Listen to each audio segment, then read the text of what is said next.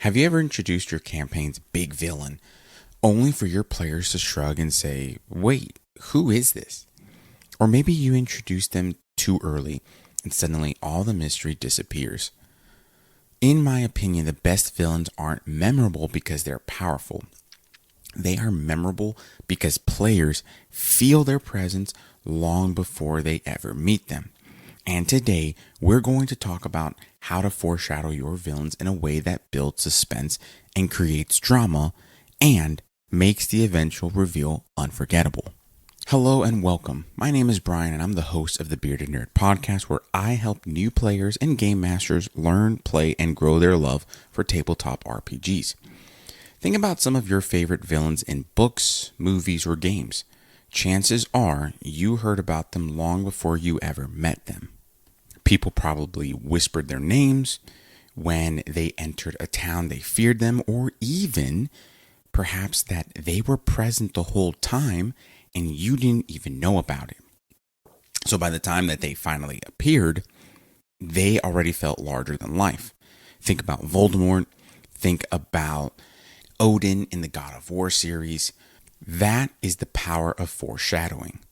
And today, I'm going to show you how to use the same techniques in your tabletop RPG campaigns, even if you're still relatively new to being a game master. And by the end of this episode, you'll be able to build anticipation for your campaign's villain using simple storytelling techniques that create mystery without revealing too much too soon. So if you haven't already, go ahead and subscribe to the podcast. And let's dive into this episode of the Bearded Nerd podcast.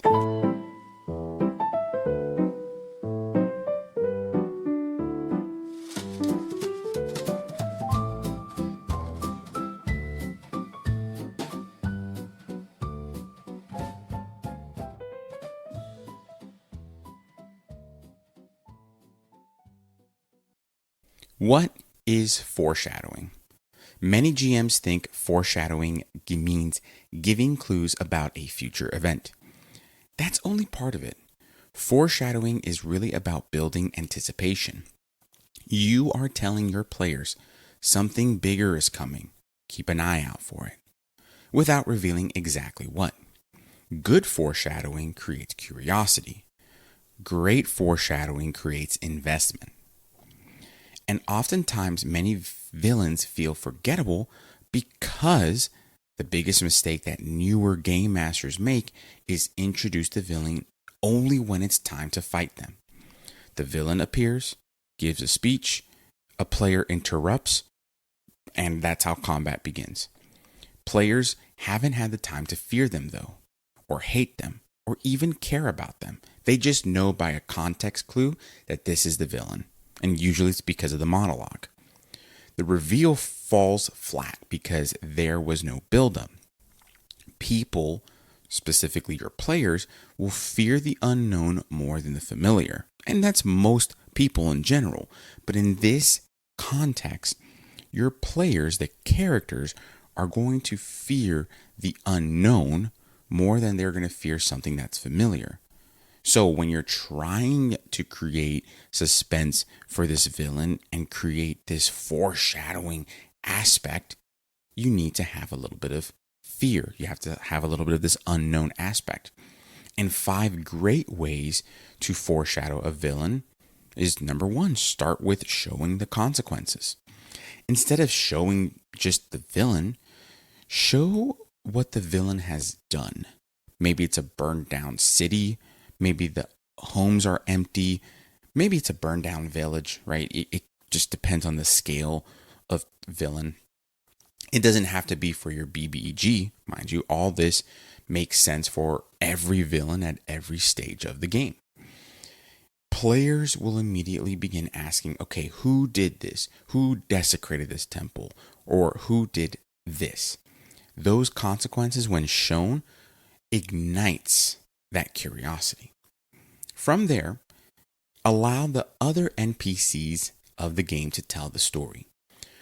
Provide the perspectives of different people describing the villain differently. Maybe a soldier calls them a monster. Maybe a merchant, though, calls them a revolutionary. maybe a priest or a cleric or something of that nature, believes that they are a cursed being that needs redemption. Now the players have a different perspective on who this villain is, and they must decide what to believe. Is it a literal monster or a figurative monster? Are they leading a literal revolution or are they leading a philosophical revolution? Is this being actually cursed, or are their actions so horrible that people believe that they're cursed, right? Those perspectives are really cool. And as we've stated in other episodes of the podcast, where NPCs are a great tool for lore drops and for other storytelling kind of techniques, this is another one of those moments where NPCs really come in handy. From there, biggest thing is leaving behind a signature. Great villains leave fingerprints on the world. It could be something as cliche as black roses. It could be a strange runic symbol. It could be broken holy icons. I don't know. But players will begin to connect the dots between the signs and the signatures of the villain and the villain itself. Now, number 4, you want to make them feel present. Villains don't just need to appear. They typically influence the things around them.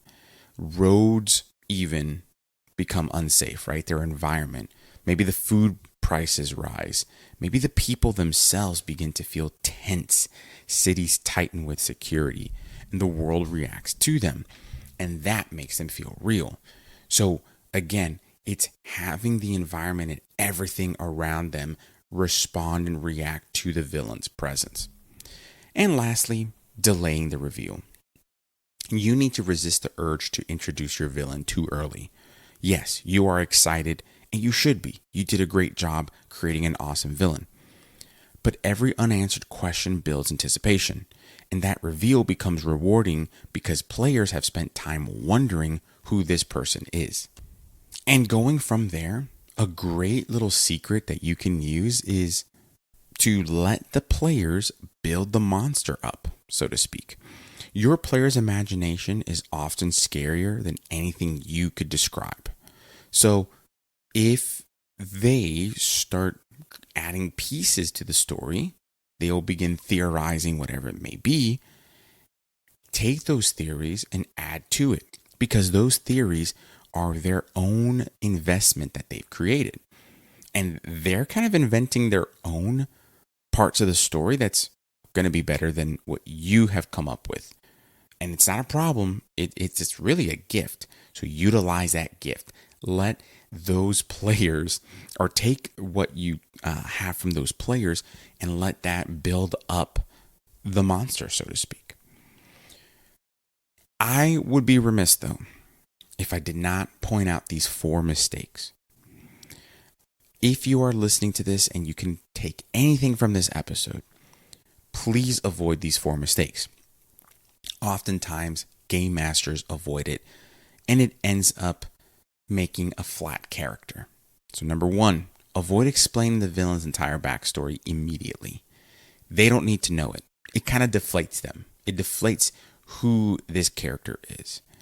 And it's not an anime where you need a 5-part episode on the characters or on the villain's backstory.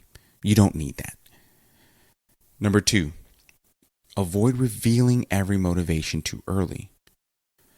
You can just take bits of the motivation and spread it out over a course of time. And that would work better. Because again, it's tension. You're creating tension and drama in the story.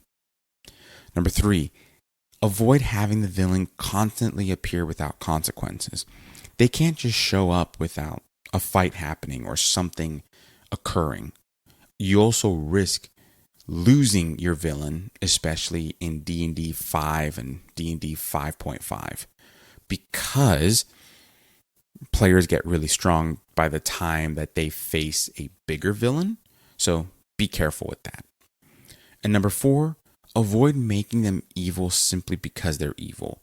Avoid the Joker situation and look for a villain or an archetype that makes sense, right? You don't want them to just be evil for the sake of evilness. You want them to be evil with some sort of motivation. It has to be something where the players can say, oh, yeah, I understand why they're evil.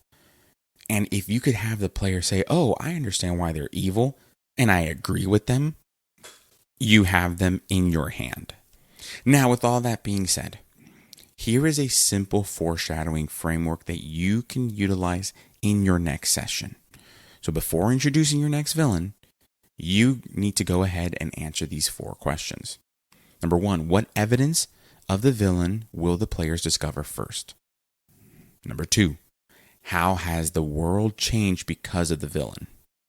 Number 3, what rumors do people believe? And number 4, when is the first time the players will actually meet them? Once you answer those 4 questions, you'll naturally begin to build anticipation. Let's use Harry Potter for an example. What evidence of Voldemort will the players discover first?